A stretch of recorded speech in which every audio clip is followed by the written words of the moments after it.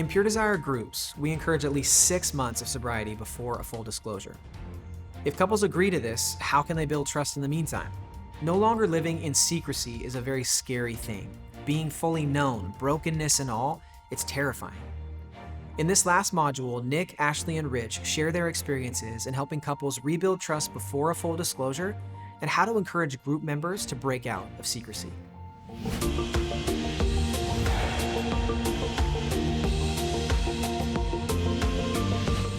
So as couples are working towards their full disclosure, there may be a time period before they're ready. What are ways, Ashley, that you've encouraged couples in that situation that they can still connect with one another?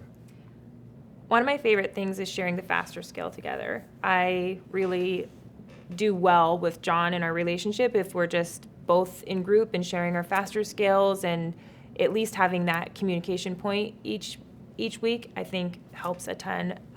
Another thing would be just sharing what you're learning. So I know when John first started going to group, that was the first time he had ever opened up and was relational to other adults probably. And that was safe for him. And then as he started feeling safe with me, he would bring me little pieces of, hey, I was in group and I realized this about myself, or I realized this is why maybe I do this. And I found that so healing for us that he was starting to learn how to share on a deeper level, share his thoughts and his feelings and connect dots. So you don't necessarily need to be sharing like your workbook answers together, but if there was something that was big for you or like an eye-opener during group, then share that with your spouse, because the more that you communicate, the more it starts inviting them into that inner world that you're experiencing with your group. And then, of course, keeping up with some kind of healing literature or podcast, always be working on something would be my biggest piece of advice. If you're not working on anything, then that's usually when, at least I find myself back in like, how do we get here again? Because we just got lazy. Yeah, so sharing the faster scale, sharing key insights, and walking through a book together can be really great ways to connect. And then that full disclosure process can create a lot of its own next steps. Yeah. So Rich, the disclosure process is difficult for many. For the addict, coming fully into the light and being truthful is painful. So what do you say to a group member that honestly feels like staying in some level of secrecy really is better or safer? How do you kind of talk them through that? Yeah, that's tough. One, because they're so scared about disclosing. Their life is going to be unraveled for the most part.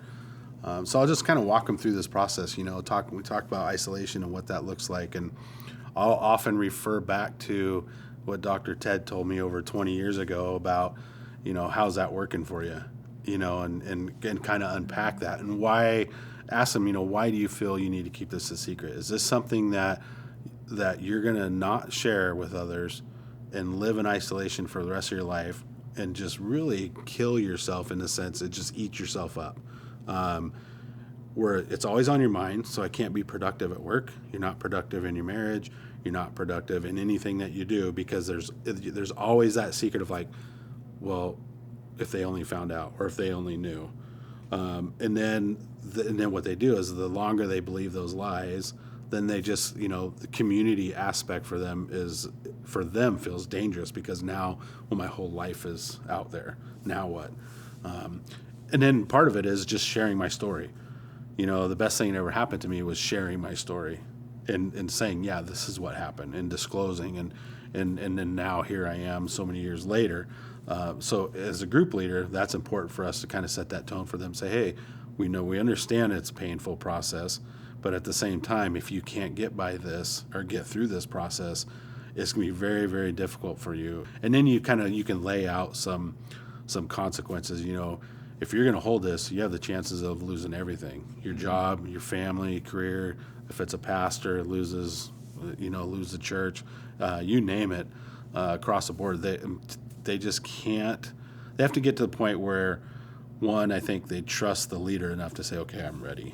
Or if they're in counseling, because counseling, and that's where the counseling process we've talked about is like, if they just can't get there in the group setting, I'll say, that's when I would refer them out. Say, I really think you should talk to a counselor about this, because they will help you unpack this so it's not damaging. And then at the same time, the spouse is getting support in that process. So I'd really encourage them up front. And I think that's the very first group meeting of us as leaders setting that example of why it's important not to keep secrets.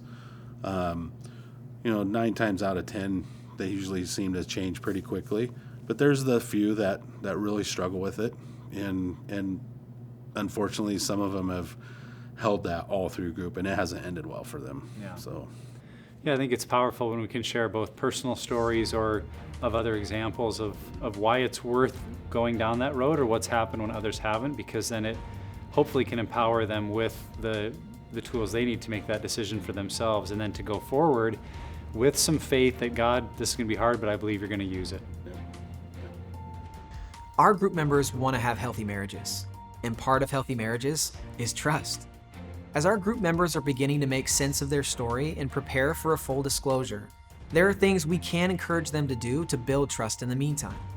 Things like sharing your FASTER scale and some aha moments from group. These are important to the healing process. We have the privilege of encouraging our group members to start developing emotional intimacy in their marriages through vulnerability and honesty. In this session, we tackled some heavy stuff. We looked at the difference between honesty and a full disclosure. We discussed our role in the disclosure process of our group members. We looked at how to encourage both struggling and betrayed spouses to use the Recovery Action Plan. We saw how we can best support and encourage group members in marital crisis. And we also gave perspective on why disclosure is so important for unmarried group members and how to do it. Rebuilding trust in relationships is huge. We have a great privilege of helping our group members take the steps necessary and use the tools needed to start building a new foundation of trust in their relationships and marriages. We're nearing the end of Pure Desire Group Leader Training. Let's keep moving forward. We will see you in Session 7.